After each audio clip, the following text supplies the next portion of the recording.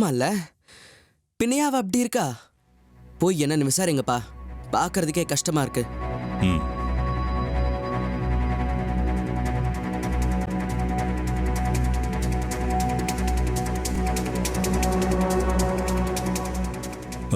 மல்லி, மல்லி, இன்னைக்கு ஏமா இன்னும் வேலைக்கு போகல?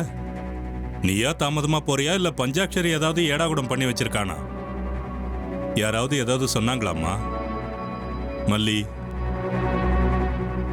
உடம்பு சரியில்லையா? பதில் சொல்லுமா, உடம்பு சரியில்லையா? நேத்து ராத்திரில இருந்து யார்கிட்டயும் பேசல, இப்படி மௌனமாவே இருக்கியே.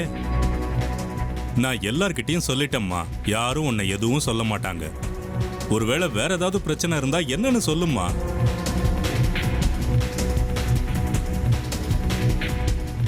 மல்லி, என் மேல இருக்கிற கோபத்துக்காக சாப்பிடாம கொள்ளாம வெளியே போகாத. லலிதா உனக்காக ரொட்டி பண்ணி வச்சிருக்கா, முதல்ல போய் அதை சாப்பிடு. இல்லேனா வேலை செய்யறதுக்கு உன் உடம்புல தெம்பு இருக்காது.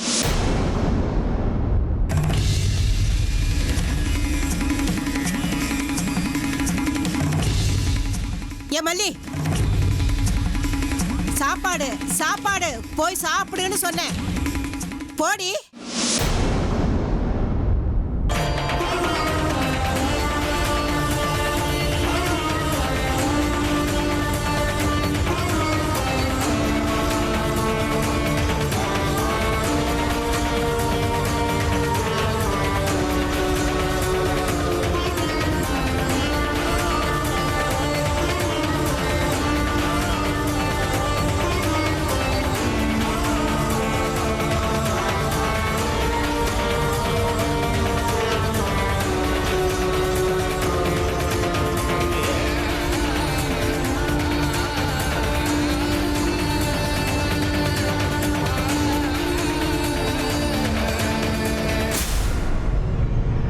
சேகரா, இவ நாடக கீடக ஆடுறாளோ இல்ல யாராவது மந்திரம் பண்ணி வச்சிருக்காங்களோ?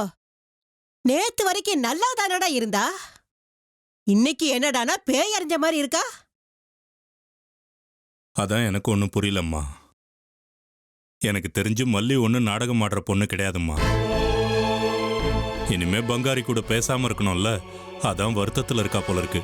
அப்படின்னா பங்காரி மேல அந்த அளவுக்கா பிரியமா இருக்கா? பாவம். ஓஹோ, பொண்ணுல அப்ப மனசன துடிக்குதா? பொம்பளை புள்ள தப்பான வழியில போறது தப்பிச்சுதுன்னு சந்தோஷப்படுறதை விட்டுட்டு கருணை காட்டுறானாமா, கருணை. இவட அப்படியே விட்டு இருந்தா நம்ம வீட்டோட மான மரியாதை காத்துல பறந்துருக்கும். அத பத்தி இவனுக்கு அக்கறையே இல்ல. இதெல்லாம் ஒரு 2 நாளைக்கு மட்டும்தான் பாட்டி, நீ ஒன்னும் யோசிக்க வேண்டாம், எல்லாம் தானா சரியாயிடும், விடுங்க. சேகரனே, சேகரனே,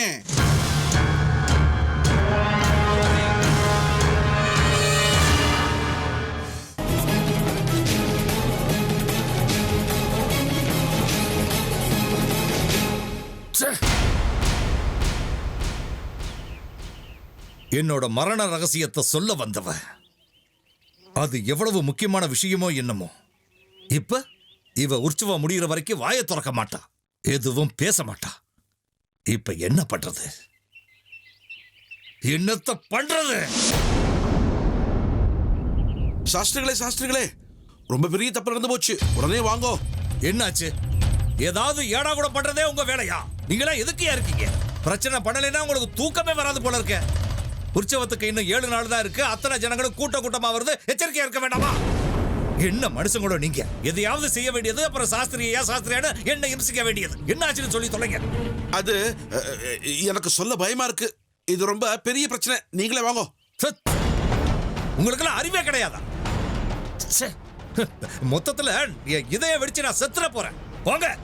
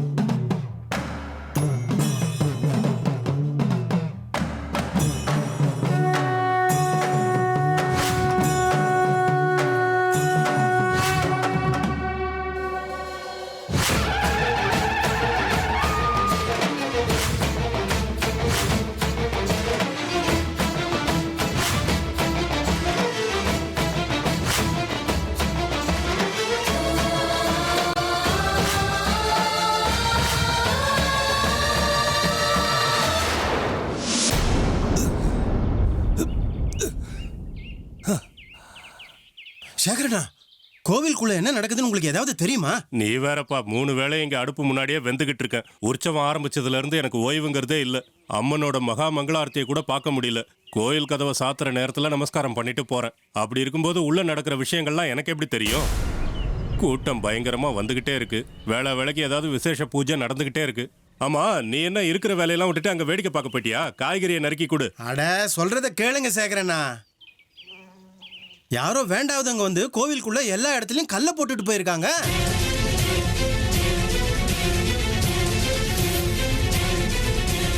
கோவிலுக்குள்ள எல்லா இடத்துலயும் ஒரே கல்லா தான் இருக்கு. கர்ப்ப கிரகத்துக்குள்ள கூட தான்.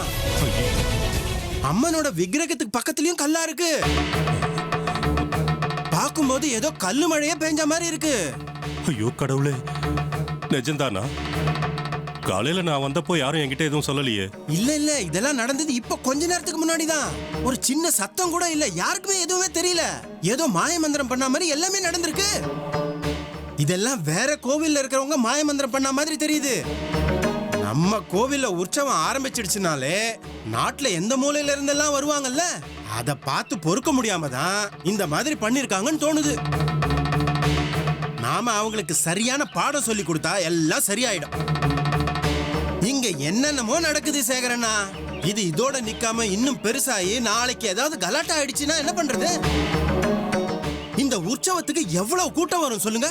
பல ஊர்ல இருந்து வருவாங்கல்ல. அத்தனை பேருக்கு இடம் பத்தாம பல இடத்துல கூடாரம் போட்டு தங்கி இருக்காங்க தெரியுமா? எல்லாம் அம்மனோட சேவைக்காக தான் காத்துக்கிட்டு இருக்காங்க. நாளைக்கு ஏதாவது பெரிய கலாட்டாயி உயிர் சேதம் ஏற்பட்டதுன்னா என்ன ஆகும் சேகரண்ணா? ஏய், போதும் நிறுத்து. அப்படிலாம் ஒன்றும் நடக்காது. தேவையில்லாம நீ பாட்டுக்கு கற்பனை பண்ணாத. ஜாதி மதம் பார்க்காம எல்லாரும் அம்மனோட சேவைக்கு வராங்க. மசூதியில இருந்து கூட நிர்வாகி கிட்ட வந்து கேட்டாங்களாம், எங்க தரப்புல இருந்து ஏதாவது செய்யணும்னா சொல்லுங்க, செய்யறோம்னாங்களாம். ஒரு நாள் உற்சவ செலவு மொத்தத்தையும் மசூதியே பார்த்துக்கோன்னு சொன்னாங்களாம். அந்த அளவுக்கு ஒத்துமை இருக்கு. தேவையில்லாத கலவரத்தை உண்டாக்காத. முதல்ல என்ன நடக்குதுன்னு ஒழுங்கா பார்த்துட்டு வா.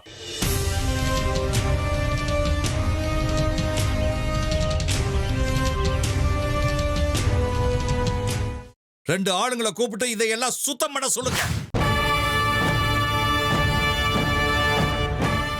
சாஸ்திரிகளே, எல்லா கல்லும் காலியாயிடுச்சு. எல்லாம் சரியா போச்சு. இனி எந்த பிரச்சனையும் இல்லை. வாங்க, போய் கதவு திறங்க.